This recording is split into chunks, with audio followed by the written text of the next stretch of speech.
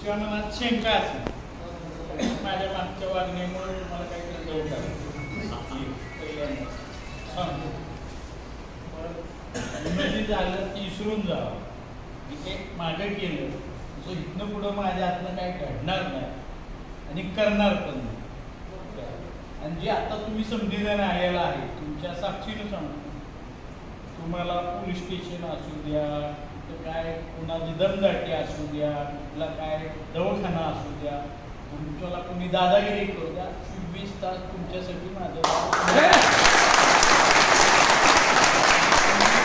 मला दुसरा की तुम्हाला गोळा करून की मी पैशाचा जोर हो 4 रुपये माझ्याकडे आहे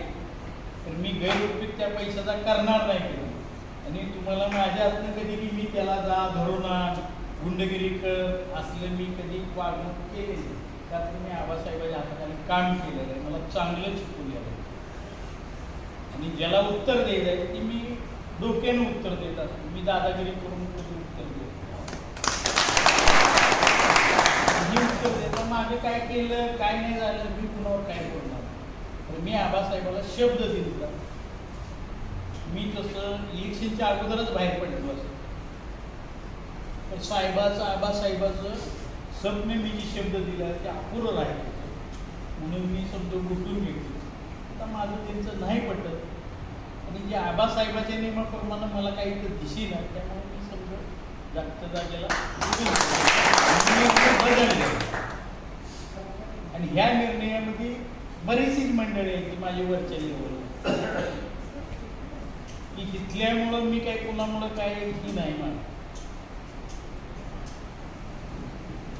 एक लक्षात घ्या की माझ्या हातून तुम्हाला दगापटका होणार नाही विश्वासघात होणार नाही आणि जी कुठल्या अशी बैठक घेऊनच एखादा कार्यकर्ता मी निवडले जाईल एखाद्याला पद जर द्यायचं असेल तर ते आपण मला जरी कुठलं सूचना चेतन आली चेतनने मला सांगितलं तर तुम्हाला विश्वासात घेऊनच केलं आणि मला वैयक्तिक मी काही घेणार नाही तुम्हाला आधीच सांगतो मला जिडपी लढवाई नाही पंचायत समिती लढवाई नाही मला कुठलीही पद लढवाई मला जिद मी करणाऱ्याच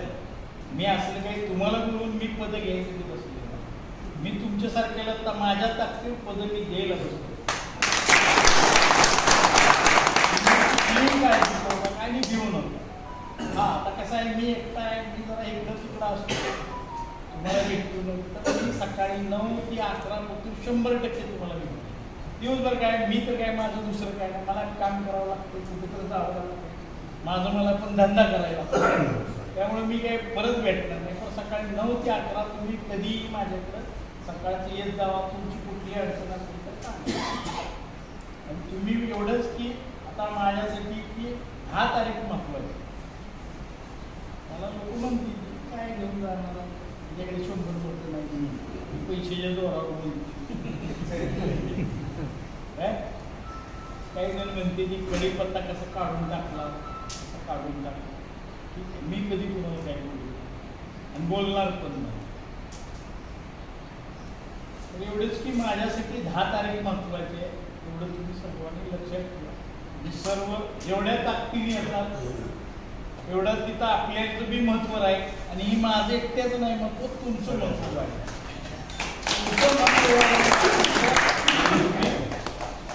कसं वागायचं अजून आपण पार्टीत गेलेलो नाही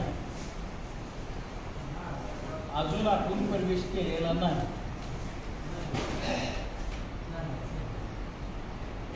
प्रवेश केला नसले तर तुम्हाला एवढं दिले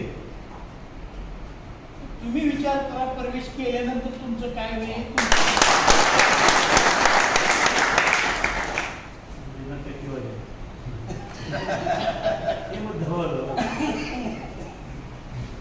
आतापर्यंत त्यांनी भरपूर दिले आपल्याला काहीच नसताना अजून आपण त्यांच्या पदावर नाही कुठं किंवा कशात काय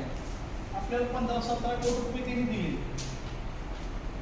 तुम्हाला डीपीआय दिल्या त्या तुम्हाला रस्ते दिल्या तुम्हाला मी काय अजून तुम्हाला चर्चा केलेली नाही मी कधी तुम्हाला काही सांगितलेलं नाही मी जाहिरातीबाजीतला गडी नाही काय तुमच्या सरकार काय गेला त्याच्याकडून का काम घेतलं म्हणून मी म्हणतो तुमची काय अडचण आहे तुला रस्ता पाहिजे तुझा रस्ता पाहिजे आम्ही कुठं उद्घाटनाला येत नाही फोटो काढायला येत नाही कुणाला सांगत पण नाही 10 तारखेला तुमचा 10 तारखेनंतरच बघू ना परत. आता ते कार्यकर्त्याला परत माझ्यामुळे त्या कार्यकर्त्याला अडचणी मिळून जातील म्हणून मी ती काय कधी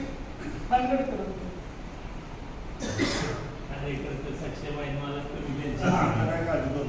एवढंच की तुम्ही 10 तारखेला समजेल लक्षात ठेवा